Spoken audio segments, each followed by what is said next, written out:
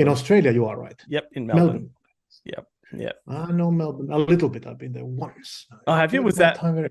for work or was it pleasure? It was for work. Yeah, I was doing ADRs for we because we shot my first film. Well, my second film, Iron Sky, was shot over there in Gold Coast at the Warner Roadshow Studios, I guess so. And Yeah, yeah. well, some of the actors they were from Australia, so it just made sense for me to come to do some ADR over there in Melbourne. And Yeah, cool. yeah, I spent a week over there and enjoyed my time in Melbourne. Very cool, mate. I love that film too. Yeah, yeah, Yeah. it's a fun one. Yeah. Well, thanks for making time to chat. Like, it is a pleasure to be Yeah, talking to you. This is an exciting movie for me because, for obvious reasons, there have not been a lot of mid-air hijacking movies for the last 22 years, and I was personally no, glad there to hasn't. see. I was personally glad to Yeah, see somebody do it again. It's a real throwback kind yeah. of thing. Do the financiers and producers hesitate at all when you sort of bring this subject matter to them? Well, to be honest, this subject matter was actually brought. That the script is written by a different person than me, so I was attached after the script was already written. So I don't know what kind of conversations in the beginning there must have been, but I think we were all agreeing like we want to go into this sort of, like you said, throwback 90s kind of thing, which there used to be a film like this every week almost back 1992 19 up to obviously 2011 sorry 2001 or whatever. Yeah. But then they disappeared for obvious reason. But I felt like it's okay time to go back into this, because again it's still it's in a way a good concept, because we have closed space. Everybody has some level of fear of flying, even if not actively, but then everybody still is like, oh my god, what if something went wrong? And if something goes wrong, it always goes catastrophically wrong midair. So in that sense, it's a nice thrilling environment for a story. Probably not the kind of movie they're going to actually screen on an airplane, though. No, I don't think they're gonna screen this. um, some incredible That's movies. fine. Some incredible movies in the genre going right back. Did you take inspiration from any particular one, or did you try to ignore those and go in this fresh? Well, I mean, I think it's impossible not to take some influence, because obviously, like I said, there used to be a lot of them, and we saw a ton of them back in the days. Mm. Uh, but I think there was a couple of films that I did watch, which had were sort of more later ones. I did watch the what was it called? The one with the Denzel Washington was the captain. I mean, was it Flight. Flight? Maybe it was Yeah. Flight. Yeah, it was just Yeah. Flight. And then I watched there's this I may say Belgian. No, I hope all the people who know better don't kill me. But Belgian TV show where there was also not the hijack, but the plane setting. Mm. So I did watch quite a lot of those plane movies, just to see how you use plane as an interior, like what kind of options there are, because actually it's relatively limited. I mean, it's a tube which seats, and lighting is pretty much what it always is. It's not Yeah. really, you don't see like remarkably different things. So I was just looking like what kind of camera angles somebody else has invented, so I can just steal them off and try to get some ideas from there. But I think those early ones, the 19 ones, that the VHS, the ones that you rented from a VHS store, I think they are back of my head. But for reference, I watched. Then for reference, I also read a ton of stories about airplane hijacking, but also airplane accidents, like mid-air accidents, and what kind of things, like technological mechanical failures. And I read this. There's actually a really good book, which was just going through, took 5 recent mid-air accidents and went through to the tiniest bolt, like what went wrong there.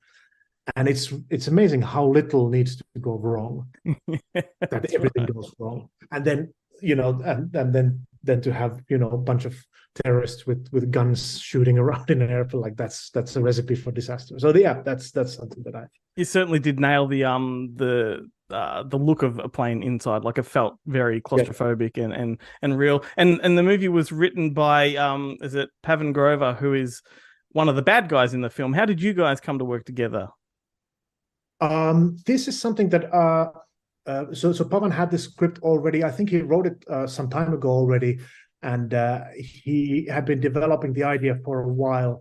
And then they came together with the producers, and the producers knew me because I did a film with them before, and they gave me the script. And I mean, if you look at it from that perspective, it was quite a nice, like, yeah, it's an airplane thriller, and you have like, and you get great cast. You get Alec Baldwin, and you get Jonathan Rhys Meyers, Miana Burda, like a great cast. But then you got 18 days. Yeah, I was like, what? I give you 18 days to shoot this film, and I was like, this is not nice, guys. But then I was like, because I'm a stupid person, I always say yes to the most stupidest challenges. So I said, I took it almost like a challenge. I said, you know what? Okay, so 18 days, we can do this. We'll just have to be very, very, very aware of what our resources are. Our resources are pretty much what there is. There's a plane which is tube, which is like, that's pretty contained environment, and then I have another location which is also pretty contained environment, but I can't start adding any other locations, otherwise I'm going to be knee deep in shit. But somehow the lack of time kind of worked, I think, in favor of some things, because it gives you this certain level of intensity, because we didn't really have time. So when we went shooting, we was like, all right, guys, this is set up. This guy comes here. This guy comes here. Here's a gun. Shoot. And then you go bam, bam, bam, bam, bam. And there's not a lot of time to, like, obviously you take again and, you create it, but you have to do quite a lot intuitively. And I think there's something that works when you need to do this kind of time sensitive thriller, which has 97 minutes. Time is ticking, so also the time is ticking for the crew when you're trying to shoot it. And I think that was, in the end, turned out working pretty well for that concept. Although in the beginning I was a bit afraid, like 18 days is what is that, 2 weeks, 2.5 weeks. Yeah, well, some great things come from pressure. And this movie is quite different from any of the films you've made beforehand. Like, was there any trepidation? You did say that you sort of jump into it and sort of went along with it. You don't say no. But with this one being so different, were you a bit fearful of it? Well, in a way, but I actually have wanted to transition from genre movies towards action. That's something, and it's very hard to actually transition from because when you're a genre director, you're expected to direct sci-fi and nothing else, or horror and nothing else. But to start transitioning towards more general topics like action films and maybe dramas or whatever, people always look with a little bit of like, I don't know if what do you know about this and this and this, but it's like, we all watch the same movies. It's not that, it's movies raise a genre. It shouldn't restrict. But yeah, of course I was kind of tense to wanted to make it that transition as good as possible within the resources and time there is. So I was kind of nervous about that, but also I was lucky because I met this DOP. His name is Konstantin Fryer, and I think he's the fastest and sort of like, it's just sometimes when collaboration clicks and it works, like somehow it started to work with us very quickly and very fast, and that really allowed me to actually have, so to say, more time than maybe necessarily some other production would have been. Yeah, right. And I want to quickly talk about the cast. Jonathan Rhys Meyers, I think, is always an actor that's underutilized. I really love this guy. What's he like to work with? Okay. It's the worst question to ask somebody. What do they like to work with? No, that's a good question. I'm just trying to come up with a politically good answer. He's a very, very, very, very, very challenging actor to work with. But when you work with him, you are always amazed by his what he brings on the screen. So he demands a lot from you and the crew and everybody. Like, he's not nobody in this crew will say, "Oh, he was a breeze." Yeah. Not at all. He demanded a lot, and he's like, "You gotta be on the camera." He's like, "This, okay, let's go," and then you gotta be running with the camera, and he's just this and this and this, and then okay, I'm done, and then like it's and if you go and of course he'll work with you, but it's just like his pace. I don't know, his pace is just like really fast. Yeah, right. and even I mean, this is not it's funny because this is my second language. English is my second language, which means that I'm not like, I can speak it, but I can't be fast-paced situations. I'm struggling with words. Just to communicate sometimes is quite something.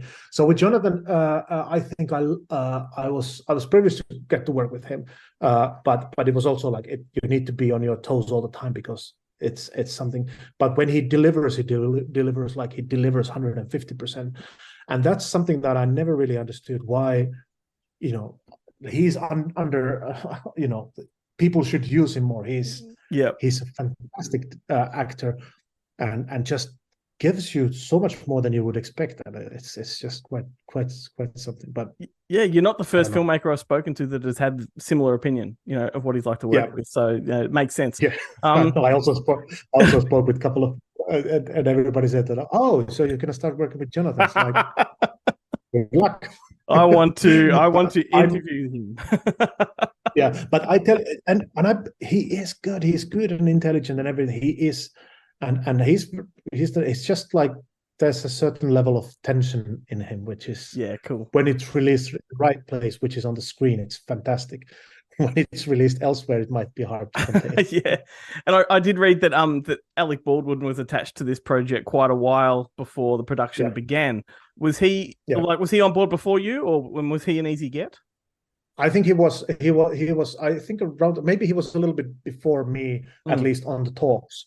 Yeah, there was some discussions, but I mean, obviously it was quite an interesting combination, because when I came aboard, there was a version of the script, wasn't the final script or anything, and I think Alec was already in the talk, so it was kind of a good situation to begin with.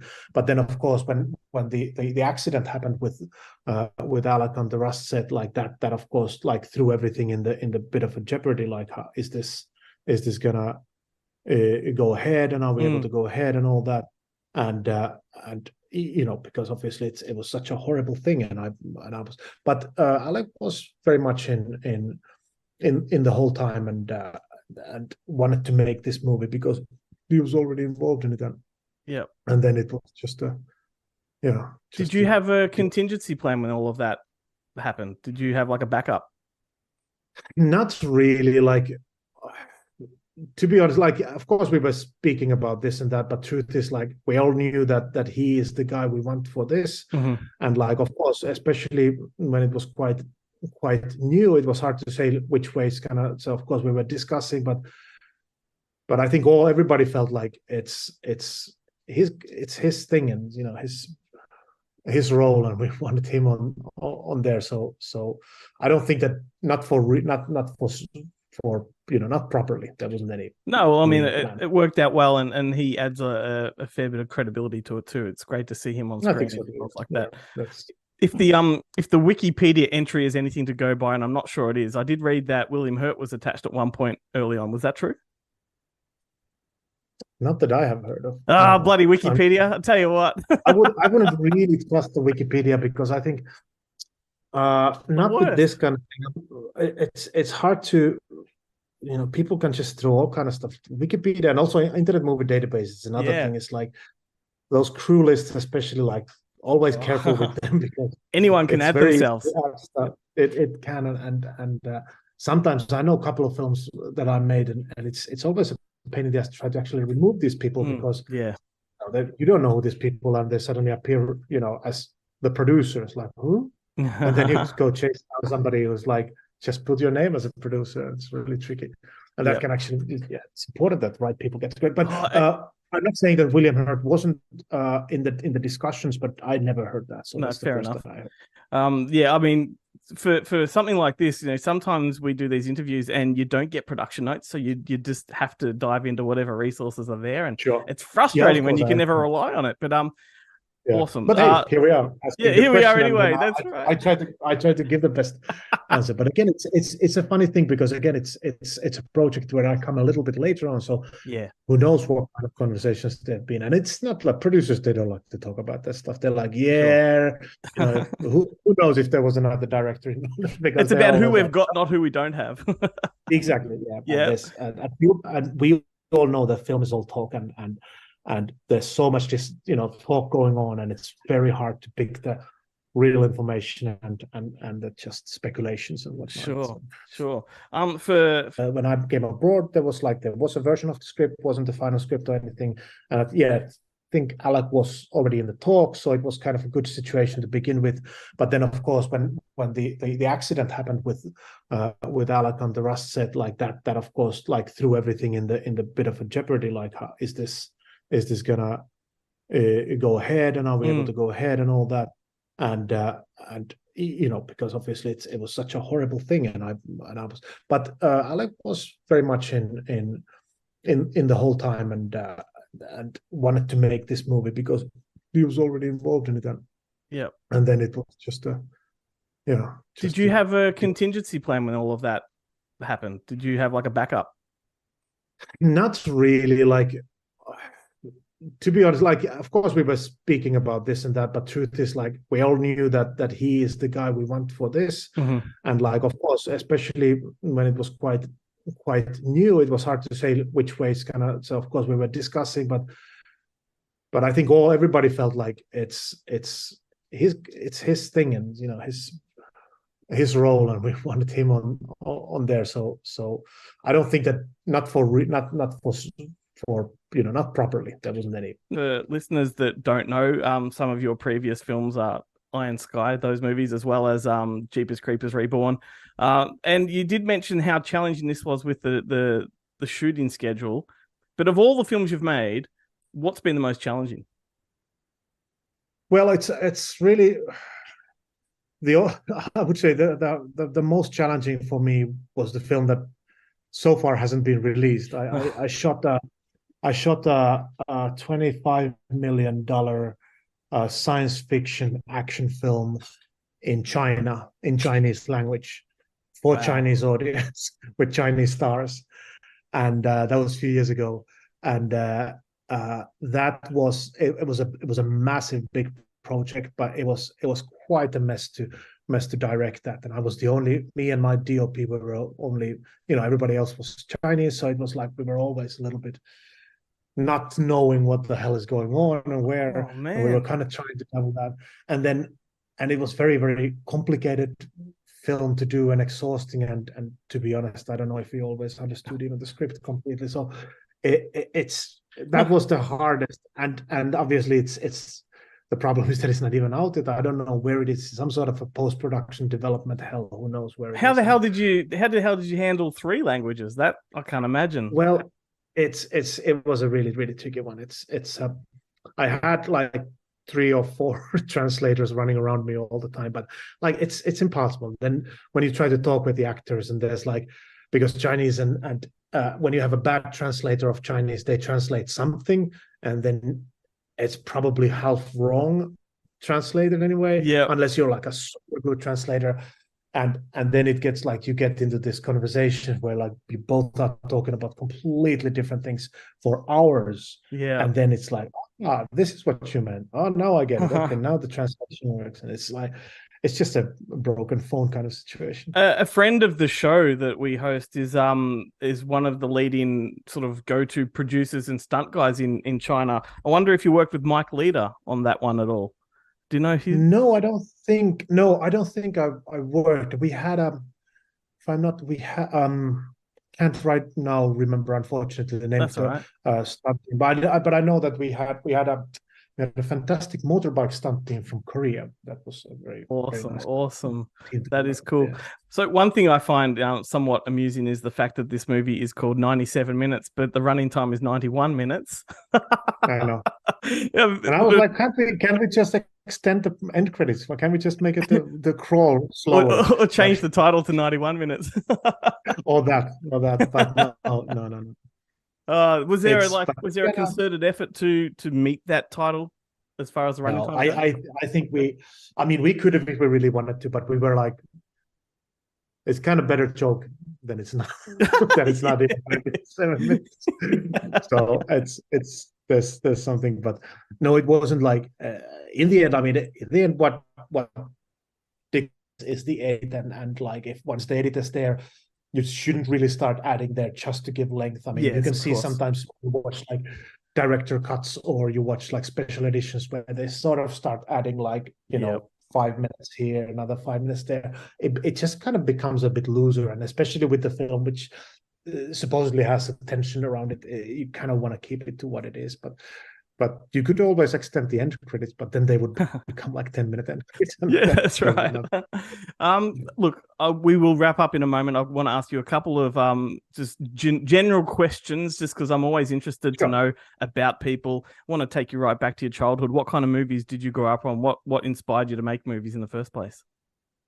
Well, I obviously was very much in the liking of the sci-fi movies, starting from Alien and then going into Blade Runner. Like a lot of Ridley Scott movies, a lot of Paul Verhoeven movies, a lot of Ridley Scott and Paul Verhoeven. Those were my gods when I was growing up. And it's funny when I watched these. I just saw Total Recall again, and I was like, "Holy shit!" I basically stole two of my first movies from there. It's like, I know that scene. Oh, I put it there. And I never thought of it. It's just something that when you're like 12-year-old, you watch stuff, or 16, it etches in your brain in a way that it never leaves. They imprint so when on you think that you were when you think you're like, creating this, like, out of your head, you're actually creating it. But half of that is coming from the influences, especially from that era. So when I was, between 12 and 18, the Paul Verhoevens and the Ridley Scotts that came there really dictated that. But then Twin Peaks: Fire Walk with Me was my yes the film that opened the doors in a way. Like there's like, I never tried to imitate Lynch in any way, but it just gave me confidence that you can tell a very interesting, compelling story, which can have heart, which can have horrible topics, which can have really like lighthearted humor, which can be also cheesy and cliche, all in the same package. Mm-hmm. And somehow it just and mystery and an atmosphere to it, and it's just like that's always been my sort of, like, if it's not a guiding light in that sense, like I want to do a film like that, because I never will, but it's something that these elements are in a movie that I do one way or another, then I think I'm getting to where I want to be, and that's something that that's my favorite David Lynch film. I love it. Yeah, I just watched it the other day, like 3 days ago. It was there was a new 4K restoration of that or whatever. There was in a movie theater over here, and I was again also watching that film. I was like, yep, I noticed the things that I employ my work from that, like the use of music in certain way and use of imagery, and you never realize it when you do it, but when you look at the films back, you're like, oh yeah, this I do that because but I mean that's what Ridley Scott and Verhoeven were doing as well. They were taking other people's absolutely. I mean, Alien and Mario Bava are connected, it's the way the process goes, and there's like, unless you deliberately go and copy something and claim that it's yours, then that's a different thing. But if it's influencer out there that has etched something in your brain, then that's what it is. Okay, two more questions. First one. Are there any Finnish movies that we should watch that we might not have heard of? Oh gosh, yeah, I would say there is a really good war film that came out a couple of years ago. It's called The Unknown Soldier. Mm-hmm. But more than that, there is a film called, give me 30 seconds. All right, go for it. Because I see horror film posters in the back. I would suggest very, very dearly a film called Hatchling, which was released, I think, last year, a year before that. It's a female director from Finland who did this film about a young girl who finds this egg, which is like a huge egg. Yep, I know it. Starts back. Oh, you know it. Yeah. I think it's a beautiful, beautiful movie. And then one more movie came out last year. It's called Sisu, SYSU, and it's about a really angry man in Lapland killing Nazis, and it's really good. Yep, saw that a few weeks ago, and it was absolutely brilliant. I was so thrilled to see that part of the war put on screen, like the Lapland War. Like, haven't seen that before, and it was it's like Peckinpah meets Tarantino. Like, it was fantastic movie. That's it. Yeah, it's a great one. So So yeah, there's a couple of like pretty good ones that are coming from, especially nowadays. Like I'm happy to see that also, that Finnish films as Finnish language, like 97 Minutes is not a Finnish movie, it's just a Finnish director, but Finnish movies with Finnish language or Finnish subject matters, they actually travel across the world. And I think that's fantastic, because we're a small country, but we can still, there's still there's a unique atmosphere and a unique aesthetic to those films. So that's why I wanted to ask you, because I'm always looking for stuff to watch. But final question. I've read somewhere or heard somewhere that there was a third Iron Sky movie coming. Is that true? That is an interesting question. There is a story that is very similar to the worlds of Iron Sky. We nowadays have it's called Red Planet, and it's actually in the shape of a mini TV series that we're developing right now, and it's about communists on Mars. Wow, that sounds awesome. Yeah, fantastic. It's really nice. Yeah. Well, I hope that everybody that is listening or watching this goes and tracks down 97 Minutes, because it's a fun hijack movie that we haven't seen in a while. I love the work that you've done before it as well. So thank you so much for your time. It's been an absolute thrill.